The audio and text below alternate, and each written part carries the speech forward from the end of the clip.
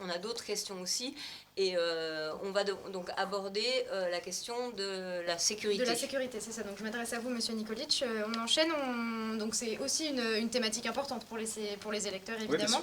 Oui, donc voilà, selon votre candidat, comment enrayer la montée de la violence pour favoriser en fait une société plus apaisée? Quelles sont les solutions que vous proposez, donc chacun votre tour, en commençant par vous? Alors déjà, il ne faut plus qu'il y ait une forme d'impunité aujourd'hui que beaucoup connaissent, parce que ça sert ensuite d'exemple à des plus jeunes.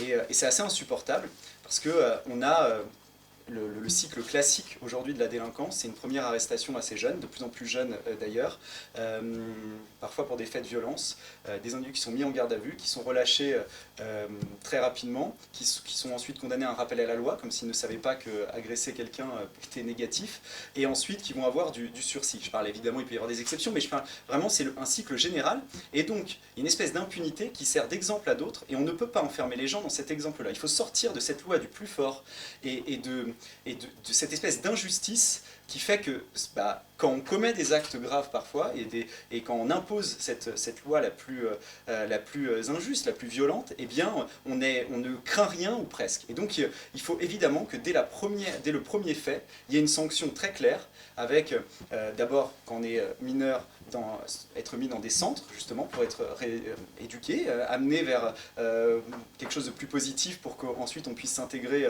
dans la société. Et puis il faut à partir de 16 ans, dès qu'il y a un fait, eh bien qu'il y ait une réelle condamnation pour que plus jamais les victimes se disent je vais porter plainte, mais je vais continuer à avoir peur. Donc ça passe par évidemment la construction de nouvelles places de prison, ça passe par, pour libérer des places de prison, envoyer les délinquants étrangers dans leur pays. Il est anormal quand on arrive en France, quand la France nous accueille, de commettre des faits graves, parce qu'on ne va pas en prison pour n'importe quoi, et donc il faut une coopération avec les pays pour qu'ils récupèrent leurs ressortissants qui ne sont pas français et qui doivent soit faire leur peine dans leur pays, soit retourner dans leur pays, ce qui permettra de libérer des places de prison et donc de condamner à de la prison des personnes qui aujourd'hui devraient être en prison et qui ne le sont pas. Ça passe par un programme complet également sur les forces de l'ordre, plus de moyens humains, matériels, avoir plus de magistrats, parce qu'il faut juger beaucoup plus vite. Aujourd'hui, c'est pas normal qu'il y ait des temps d'attente aussi élevés, parce que c'est au détriment des victimes. Trop souvent, on ne se place pas assez derrière les victimes, et il y a beaucoup de victimes qui se sentent abandonnées. Alors, Monsieur Kasbarian va développer à son tour, parce qu'il a un peu de retard en plus sur la longueur de temps. Donc allez-y, on vous écoute. Il y a deux sujets sur la question de la sécurité. Il y a un sujet autour des forces de l'ordre et il y a un sujet autour de la justice. Au cours de ces 5 dernières années, nous avons significativement augmenté les moyens des forces de l'ordre et les moyens de la justice. Le budget de la justice, il a pris 50% en 5 ans, c'était pas arrivé depuis des décennies. Sur les forces de l'ordre, on a recruté 10 000 forces de l'ordre supplémentaires. Rien qu'à Chartres, ça se concrétise par 31 effectifs supplémentaires au commissariat de Chartres. Donc il faut donner plus de moyens aux policiers pour pouvoir agir sur le terrain. Il faut donner aussi plus de moyens à la justice pour qu'elle puisse accélérer le processus judiciaire, pour qu'elle puisse juger plus rapidement et qu'on n'ait pas des dossiers en instance qui durent pendant des mois ou pendant des années et qui créent un sentiment d'injustice. Et il faut continuer dans cette voie-là. Ça veut dire qu'à l'avenir, le candidat Emmanuel Macron, il s'est engagé à la fois à doubler les forces de l'ordre sur le terrain, à atteindre le doublement des forces de l'ordre sur le terrain.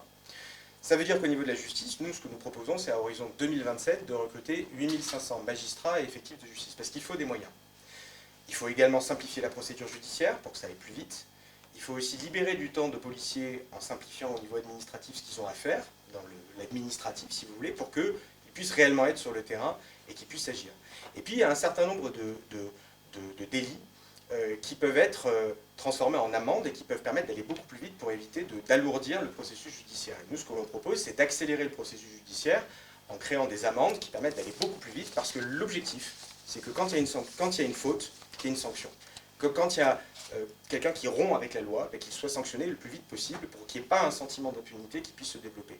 Puis ce qu'on propose aussi, c'est de développer tout ce que nous avons déjà enclenché sur la lutte contre l'islam radical, par exemple, avec la loi sur les principes républicains, de telle sorte que nous puissions contrôler un certain nombre d'écoles ou de lieux de culte radicalisés qui puissent être fermés plus rapidement. Je vous rappelle qu'on en a fermé 700 au cours du quinquennat et on a aujourd'hui les moyens législatifs de le faire.